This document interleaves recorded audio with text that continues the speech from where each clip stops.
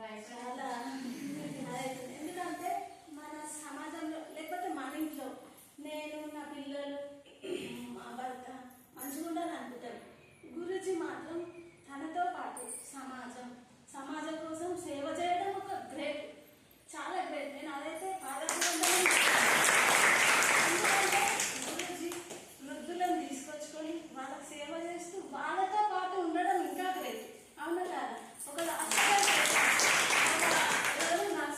Nurse తన duty ఎప్పుడు ఆమె టైమింగ్ ఎప్పటి వరకు చేస్తుందో అప్పటి వరకే ఉండి ఆమె టైంలో డ్యూటీ చేసుకుని వెళ్ళిపోతుంది. ఆ టైంలోనే ఆమె సేవ చేసుకుంటుంది. కానీ మన గురూజీ మాత్రం అక్కడనే ఉంటూ వాళ్ళని చూసుకోవడం అంటే చాలా గ్రేట్. నేను కంపెనీలో వర్క్ చేసిన తర్వాత 3 months నుంచి ఖాళీగా ఉన్నాము. అయితే మేము మిషన్ కోసం అడిగితే ఆమె 10,000 అయితే 12,000 అయితే రా అని అన్నప్పుడు ఇక మాకు అంత ఆర్థిక స్థోమత లేక నేను ఇంట్లో ఉన్నా. ఇట్లాంటి సమయం గురూజీ ద్వారా అంటే వీళ్ళ అబ్బాయి ఫౌండేషన్ ద్వారానే మాకు కలిగింది. ఎందుకంటే మనం ₹1 ఖర్చు లేకుండా ఇక్కడికి వచ్చి నేర్చుకుంటున్నాం. మా గ్రామంలోకి ఎవరైనా కూడా వచ్చినా కూడా ఉచితంగా ఏ పథకం కూడా గవర్నమెంట్ తప్ప సొంతంగా వచ్చి ఎవరు కూడా పథకాలు పెట్టి నేర్పించింది లేదు.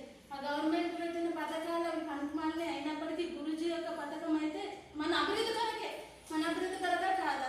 మనం అందరం చెప్పాలి. ఎందుకంటే మనం వర్క్ నేర్చుకుంటున్నాం, మన కాలం మీద మనం స్వయంగా బతకాలని ఒక ఉద్దేశం. మన తల్లిదండ్రులు కూడా మనల్ని చిన్నప్పటి నుంచి పెంచారు. కానీ మన పిల్లలు రేపు అత్తగారింటికి పోతే ఎట్లా భర్త ఏం చేస్తాడో చూసిన కన్నా బిడ్డమే ఎట్లా బతుకుతుందో చూడలేదు. కానీ గురూజీ ఆడళ్ళ కోసం ఇంకా మంచిగా చేసిందంటే చాలా గొప్ప విషయం. మేడం కూడా మేడ్చల్ నుంచి వస్తూ అసలు మాకన్నా ఇంటి నుంచి చీడికి వస్తానికే ఇంత బతకం అవుతుంది. కానీ మేడం ఆడ దిగి కిలోమీటర్ వరకు లోపలికి నడుచుకొని వస్తూ మేము ఎన్నిసార్లు డౌట్ అడిగినా ఓపికతో చెప్తూ ఇట్లా కాదురా ఇట్లా ఈరోజు పుట్టింది కూడా నాకు రాలే మేడం అంటే ఇంకొకసారి చూపిస్తూ ఎంతో మాతో